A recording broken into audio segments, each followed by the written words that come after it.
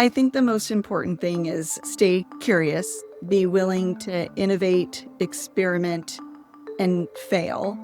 And really think about how you set up your org to give yourself the permission, the capability, and someone with the agency to get stuff done and inspire others across the org. Welcome to the WorkOps Podcast.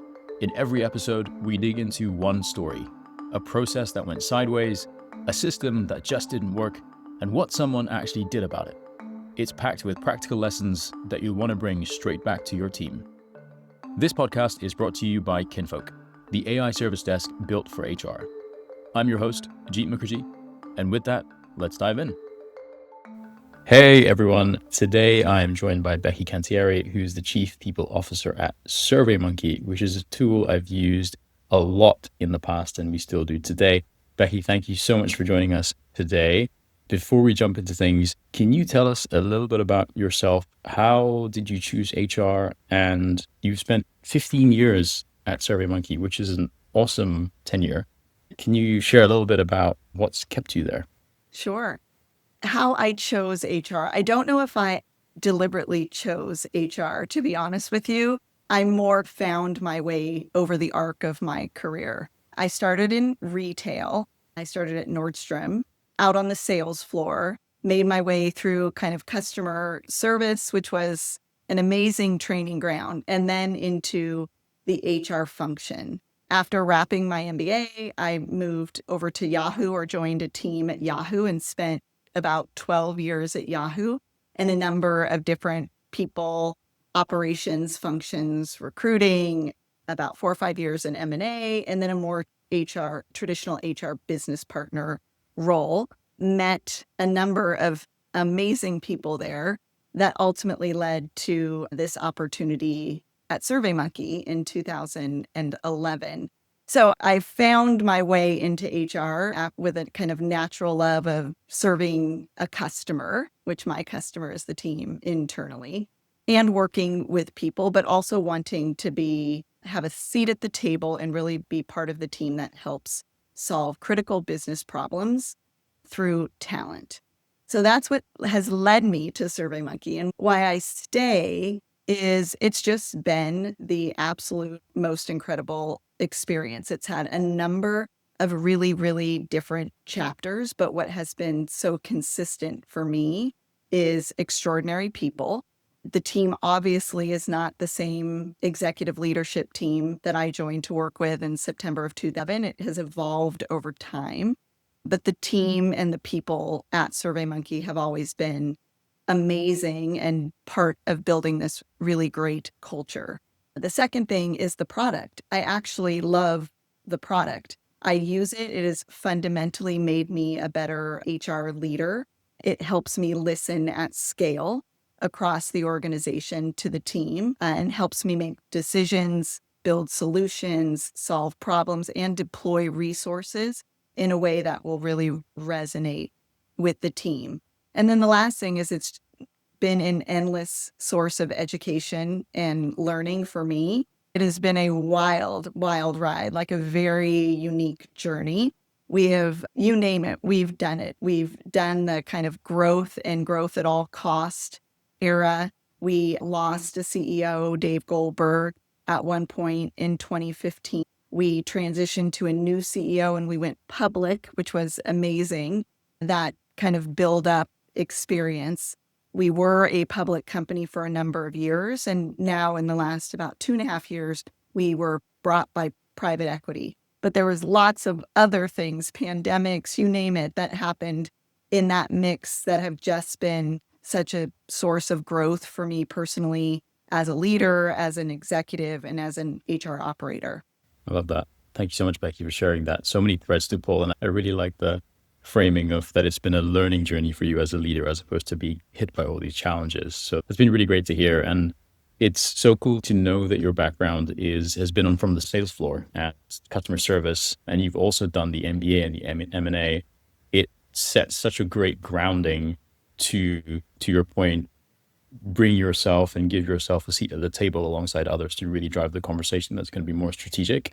Is that something that I'm kind of curious to hear? that you'd recommend for folks going into HR today that actually, hey, maybe try some other experiences and bring that across? Absolutely. I think carrying an operating role is important. Developing your business acumen, and you really need to fundamentally understand, how does this business make money? What do we do? How do we serve our customer to be helpful and part of an executive team, and to have the credibility you need to be part of the strategic conversation of where you're taking the business, and then all of the operating responsibility that you have as the HR leader to do that through talent. So I think it's important that you aggregate a lot of different experiences and challenges to help you start to develop this kind of pattern recognition, or the ability to stand in front of a problem and be like, okay, where do we start, or where do we go from here? It only enriches your toolkit and your experience set when you have that diversity of perspective. Yeah, exactly. And it feels like you could have kind of gone into any path with that kind of background, and you've decided to go for the HR path. And that again feels like a really great grounding. Over the 15 years, you've seen a lot. And Mhm. I can imagine it hasn't been easy the entire time. There's been different types of challenges. How do you feel the people team's role and an HR leader's role has evolved over that time? There's been so many different changes, but then also now we have AI in the mix. What does that mean for you since you've seen the last 15 years?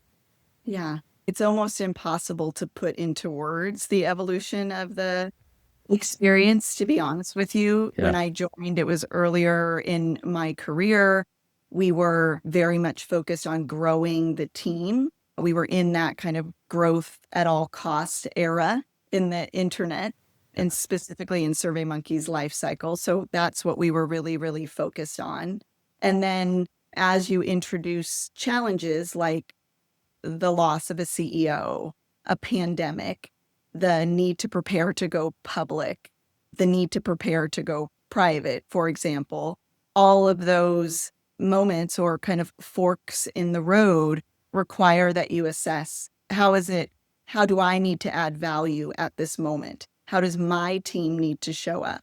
Even if there's a category of things that's not in my operational responsibility, how can I help if it's struggling? What do I need to do? So it's just this constant reinvest in your team and your seat at the table to help deliver on business outcomes. So it just requires, you have to be pretty self-aware. You have to know when you need to ask for help, because many of those experiences, nobody had a playbook to. Even the people that I reached out to, they were like, oh, there's no playbook for this. You're going to have to use your best judgment, be really authentic, be very empathetic, and kind of get through this.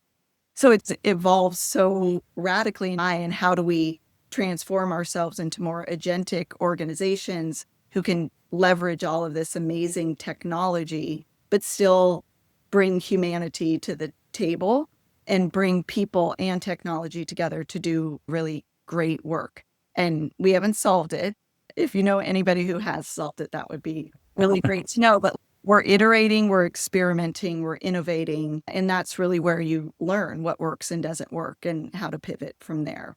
Yeah, it's really interesting that you mentioned how do we bring the humanity into it. And it seems like a common thread, which was great to hear, like across the 15 years and the experiences that you had, is about surfacing that humanity. And it's about being open to change, adaptability, authenticity, having the agency. Funny that the word's cropping up now, even more so with AI these days. And it seems like those things are not dissimilar to what you need today to be able to drive the organization and your own team through the AI change. Are you seeing, though, that things are moving faster and the expectation for change or the expectation for results are now higher than they used to be because of AI? Or is it similar and you're like, hey, this is just another thing and we're just going to see through this like we did before? No, I definitely feel like the expectations feel higher in this moment. I don't know that it's just exclusive to AI. We talked a little bit about that kind of growth at all costs moment or kind of chapter. Then post-pandemic, now we're in this more profitable growth, not exclusive to SurveyMonkey, but everyone is operating under this profitable growth mandate. And then you layer on a new technology that is moving at a really, really rapid pace. So it definitely feels like the expectations are higher. The best word that I can come up with is like metabolize things.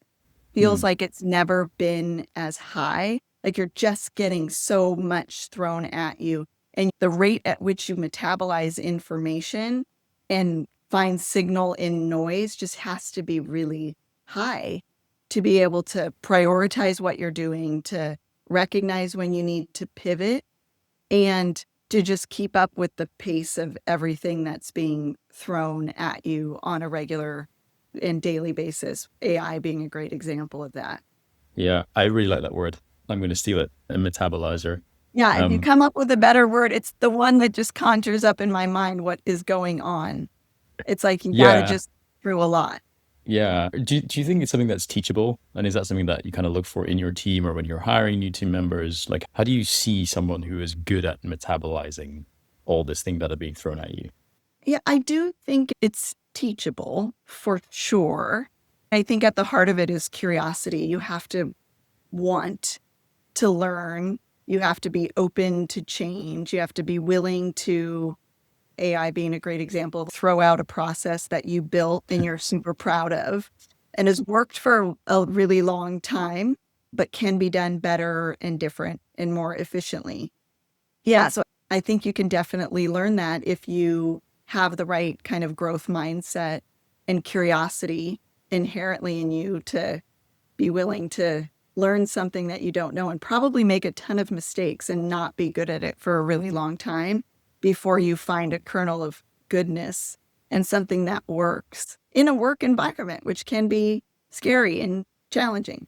Yeah, you got to have that space to also fail, I suppose, and say, hey, it's okay to fail. And these are the Yeah. learnings, and we've picked it up. And I really like what you said earlier around the fact that you were alluding to the fact that it's not really necessarily about sticking to your job description. And you kind of have to just go beyond your remit a little bit to make sure, okay, what is the outcome that we're looking to drive as a business, and how can I kind of support the different areas to unblock that? And it feels like with AI, those tasks or those job descriptions are blending even more.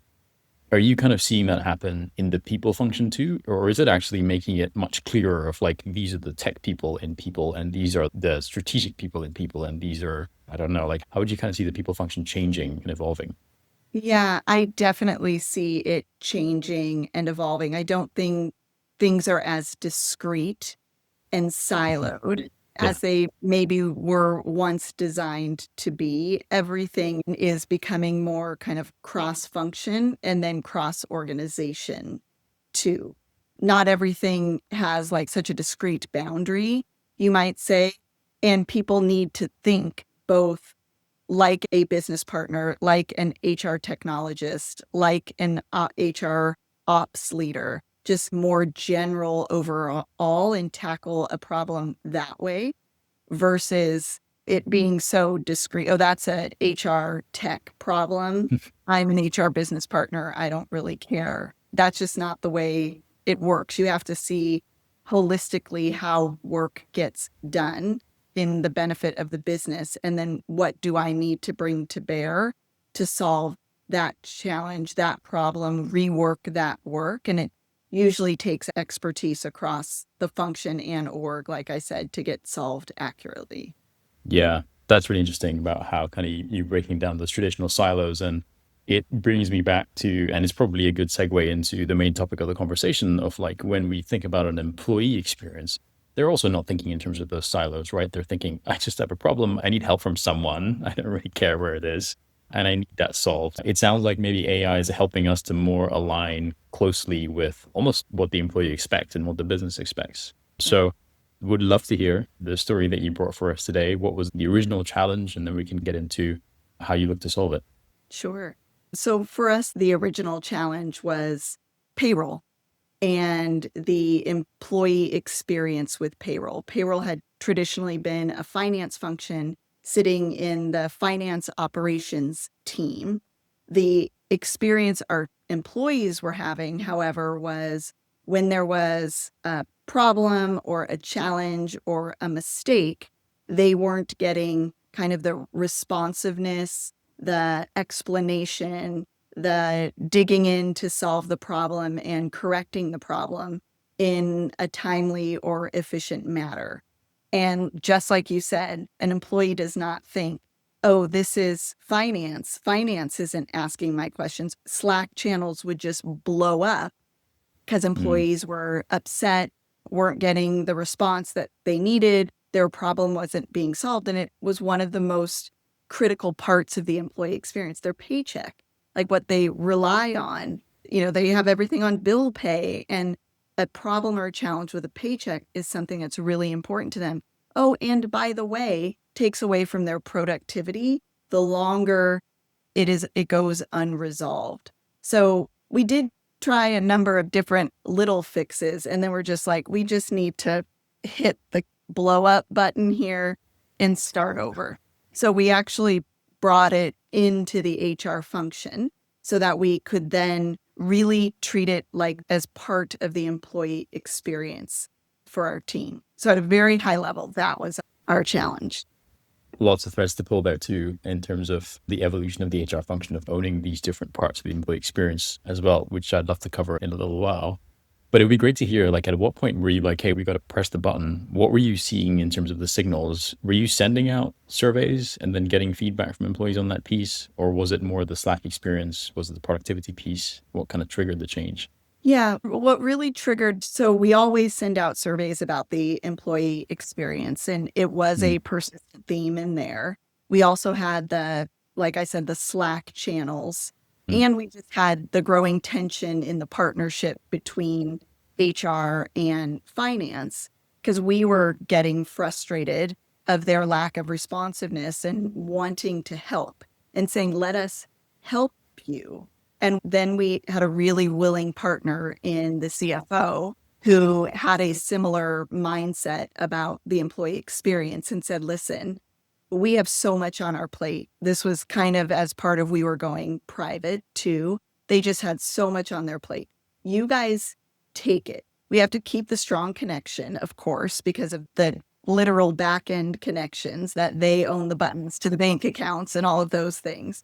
So we needed to keep that strong connection, but we wanted to improve the operational effectiveness, the communication, the responsiveness, and because it was damaging our reputation. Because like I said, employees don't think about, well, who does that? Does IT do that? Does facilities do that? They just think of like, hey, my paycheck's messed up and I'm mad about it. And I'm going to go to the first person I know who usually gives me a response, and that's HR. So we wanted to improve the experience to make sure that our reputation stayed strong with the team across the globe. Yeah. And you said something interesting there, which was that you had a CFO who was equally concerned about the employee experience. And I'm wondering that any recommendations for like folks in other organizations where the CFO may not be as similarly aligned about what's important, or they may want to kind of hold control of certain use cases? How do you kind of build that case to make sure that they are thinking more employee experience first as opposed to siloed department first? Yeah, I think it builds over time. It's both a combination of your credibility as an operator in terms of how well you manage your own function and the operations of your function and the credibility you have with the organization more broadly.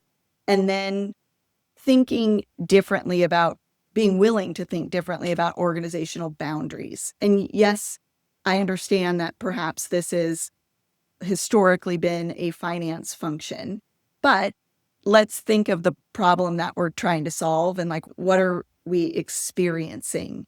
And I think the light bulb went on for our CFO when, in talking to the team, it was clear that the finance team members behind the scene didn't really like talking to employees. They didn't like the feeling of conflict, and for them, what felt like tension, because they were meeting with an employee that was upset about something, and that wasn't their normal customer. They didn't really typically deal with customers. They dealt with internal processes, maybe a consultant, but they didn't have that accountability day to day with their customer in their face. And we are used to that, and we don't really shy away from it. It is part of your role in human resources, you do a ton of interaction. You don't see everything as conflict. Sometimes you get some conflict, and that's okay, but not everything is conflict. It's an Yeah. interaction with an employee where you seek to understand and then you help to solve. And they weren't willing to do that. And we were never going to be able to get this function on track if they weren't willing to talk to the customer. So we aligned on, all right, well, we're willing to talk to the customer. So and we're willing to, this was before all of the AI agentic stuff. We wanted to know how many emails we were getting from employees. Like, we wanted to report on it. We wanted to be data oriented. We were willing to have an SLA and meet those SLAs. So I think it was just this asking really good questions to understand what was at the heart of what was preventing them from operating in a way that was meeting employees' needs, and then being willing to say, well, if that's not what you want to do, then maybe you shouldn't own this function. Then who is willing to own this function or capability? The people who are willing to talk to the employees. So it was slam dunk once we worked through that. And then we're still willing to be partners and ensure that we could deliver on the controls that were really important to them. Yes, that's such a good point about where the handoff is, and the control still is sitting in quote unquote the right place, because to your point, they're pressing the buttons. I'd be curious to hear, when you brought that over into your team, how did that conversation go? Were your team like, great, this is yet another thing that we have to manage? Did you add more people? Like, how did that transition actually take place? Yes. So I would say there was some initial reluctance, like, oh, congratulations, I got the hot mess problem kind of thing. That quickly changed into, in fact, we were kind of dying to improve this experience. So we were excited to see what we could do. And again, it was a learning area for us. We hadn't had it before. We weren't payroll experts, but it gave us something to dig our teeth into and apply some of the approaches that we've used on operations, employee interaction, employee experience to this new challenge and problem. It did come with 2 people, and an outsourced service provider that was doing some of the work too. So it was a lot to sort through. And I think initially, we had to get the team to gel and work together and return to trusting one another and seeing themselves as one team, not opposing teams with different objectives. We were all working on the same team here. We were going to sort out roles and responsibilities. So the people who liked to interact with people were going to do that. The people who had the kind of true payroll expertise, the calculations, all of that kind of stuff, they were going to stick to what they were really good at. And it took a while, but we got there over time. And it's maybe not perfect, but it's improved a lot. And our error count is down, our employee experience is up, and that's a really good starting point. Now we can move on to more agentic stuff and more self-serve on some of these things too. That's really cool. I'd be curious to hear, where do you feel that the people team will kind of draw the line? Because we're seeing, okay, so payroll is now part of HR. We've seen some folks have IT report into the people team. And there's, thoughts there of like, well, maybe they shouldn't. I mean, I've had CPOs tell me flat that I do not want to own laptop shipments. I want that to happen. I don't want it to be responsibility for my team. Yeah. Other folks just said, well, why not? Because that's the employee experience. Yeah. And our goal is to get people to productivity as quickly as possible. So where do you sit on the kind of that spectrum? Okay, payroll's in, but what else is in? What else is out? Yeah. I'm fluid about the conversation is, I guess, the way that I would say it. It depends on the needs of the business, the makeup of the executive team, and your peers in those roles. So I, for example, have now accumulated, I have all of the traditional HR stuff, payroll, I have facilities and real estate as well.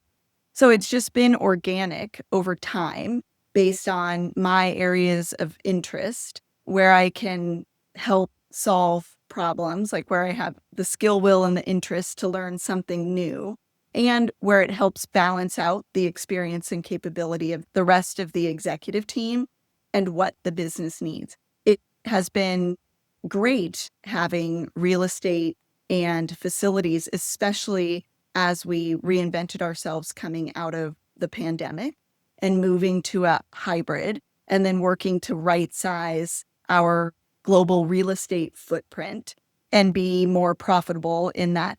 So it's exposed me to a lot of new and different work that I had not previously had responsibility for, but makes sense as part of the overall employee experience.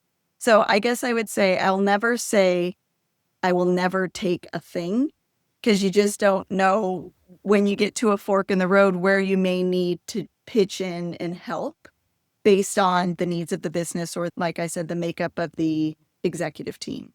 Yeah, that's a good place to be fluid. And it sounds very company to company specific rather than like, here's a hard and fast rule of what's working in one place versus another, which feels like the right way to go. And what does the experience look like today? You're mentioning that, okay, we've set the foundations and we're going to look at AI agents next, the payroll piece, and I guess the broader when folks reach out to you for support. How has that kind of evolved from where you were to where you are now? Yeah, I mean, it continues to evolve. We, like most, started with introducing agents as the first line of defense with employees and answering basic employee questions, whether it's open enrollment or just kind of ongoing payroll and HR questions. We've really been working on our underlying technologies and kind of almost totally reinvented our talent acquisition technology and tools to take advantage of more AI and agents within our workflow. We're doing the same on our kind of core technologies now with HRIS and all of that. We are really working to learn and absorb and imagine what managing agents across the organization looks like for us. And then what technologies and tools do we need to do that? What expertise do we need to be able to train them? All being mindful of like employees don't exclusively want to interact with agents or bots. There are moments that they do want and need to talk to another employee. And we want to make that, again, this combination of technology tools and humanity that works to build a strong community and culture while also helping the team be wildly productive. Yeah, there's also a lot there in terms of we are now asking the team to do two things. One is to upskill yourself on AI agents and build out AI agents for your team internally, but then also someone is in the people function. You mentioned training, I assume the rest of the organization and the workforce and how to build up that AI fluency. How did that conversation go with your team of, hey, this is your day job, but then also now there's these other kind of two things that we have to manage and we have to do. And I'm sure there was some excitement based on kind of the culture you've set up and the learning mindset, but would love to hear how you had that conversation. Yeah. And I mean, well, we got to excitement, like many things with change, starts a little bit with resistance or fear. What is this? What is it going to mean for me and my job? What if I can't keep up? What if I can't learn it as well? So while we did, we have broad access to some tools across the team, what for us has been most effective is I have a great champion on my team, and she has amazing technical aptitude. She has the most patience I've ever seen in my entire life.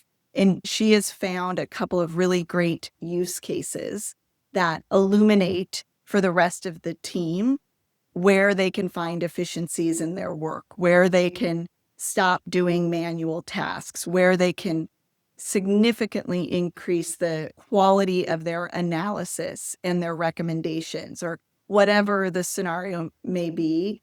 And then she acted as a teacher and tutor across the org.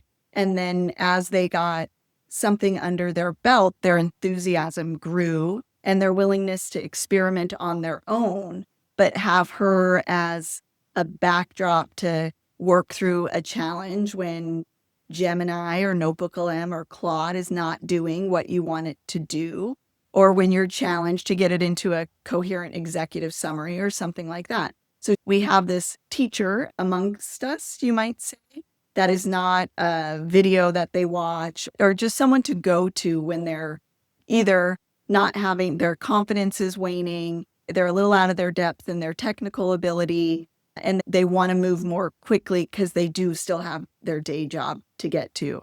So she has been probably the single most effective thing we could deploy to help the team build their confidence and start to interact more and imagine the possibilities. Yeah. And it's quite interesting, isn't it? Where like you got to get people the aha moment. And as soon as they see the aha moment, it is kind of addictive. You kind of get to Yeah. that point where it's like, oh, we can do this. It's like, oh, great. Let me try a few more things. But getting Yeah. to that point can be a bit of an issue. Yeah. And it sounds like with this person on your team, she sounds amazing. It sounds like you kind of had to shift her role away from her current job into another one. Is that kind of a recommendation that you'd have for other people teams as well, of like, well, actually you do need someone dedicated here, and it can't really be so dissipated across the team? Is that something you'd recommend? Yeah, it has worked amazing for us. I do think it's very hard for everyone to do this off of the side of their desk and for it to get the momentum it needs, because it will always fight against the urgent in front of them, right?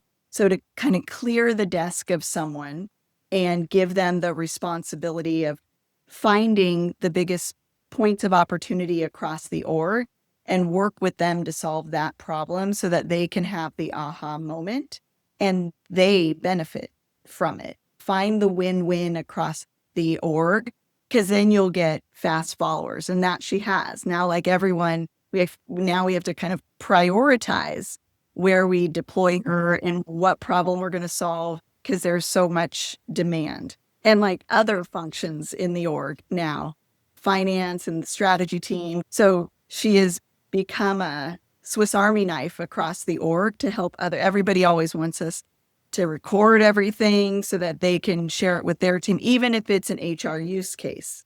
It's just the idea of showing them the arc we went through, where we started, what we did, how we got to where we wanted. That is a source of inspiration of how they may be able to do it in their function. That's great to hear. We hear often that actually the AI, let's say transformation, is being led by engineering or IT, and HR kind of falls lower on the priority list when you go to IT and say, hey, can I fulfill this use case internally?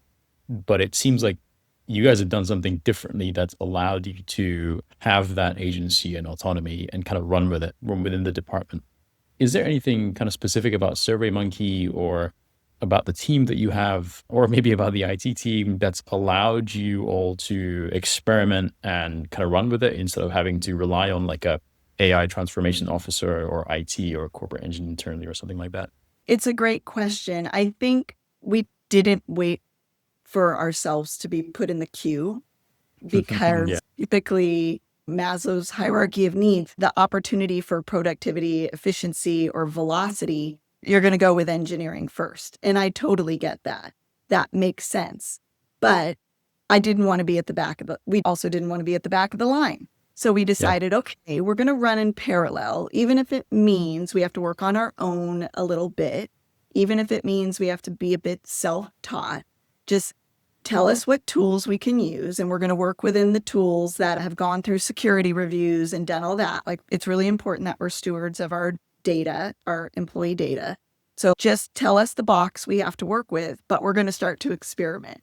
And we were given the ability to run, and we weren't a tax on business systems or IE, or taking away from the primary focus on maybe go-to-market and engineering, where we were, but we just certainly weren't going to be left behind. And we ended up being really great role models for the other functions across the org too, just of how much you can get done if you just approach it from a position of curiosity and wanting to keep up and not wait for your turn without getting in the way of anything else that was going on. Yeah, and it feels like the unlock was really having a dedicated person to actually push this forward, because without that, it does sound quite difficult to actually do this. And what is next for you guys in the people team? You mentioned you have the foundations, you've started experimenting with agents. What are some of those kind of big use cases that you think, okay, this is what we'd love to tackle next as a team with agentic AI?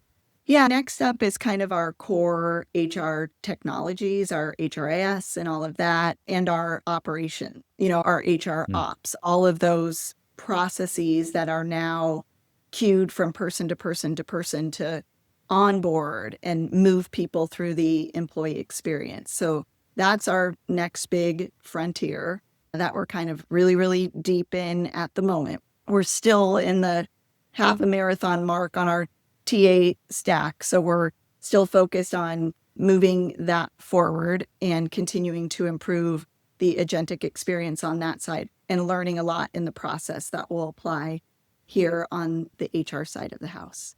Nice. Becky, before we wrap up, are there any final thoughts that you'd want to leave someone with who's in the middle of kind of this process optimization or this transition in this world of AI?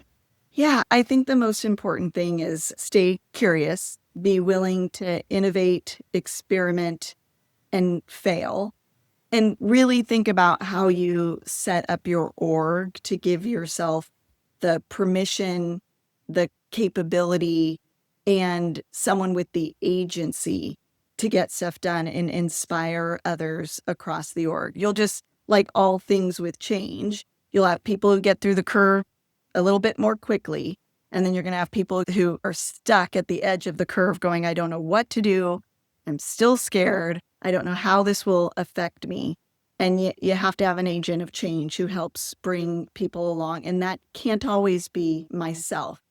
So I have this great partner who really helps everyone imagine what it can be like and helps them in the weeds of their problems. And that's worked for us. So you just really have to think holistically about how you set yourself up, what tools you use, and your willingness to try and fail.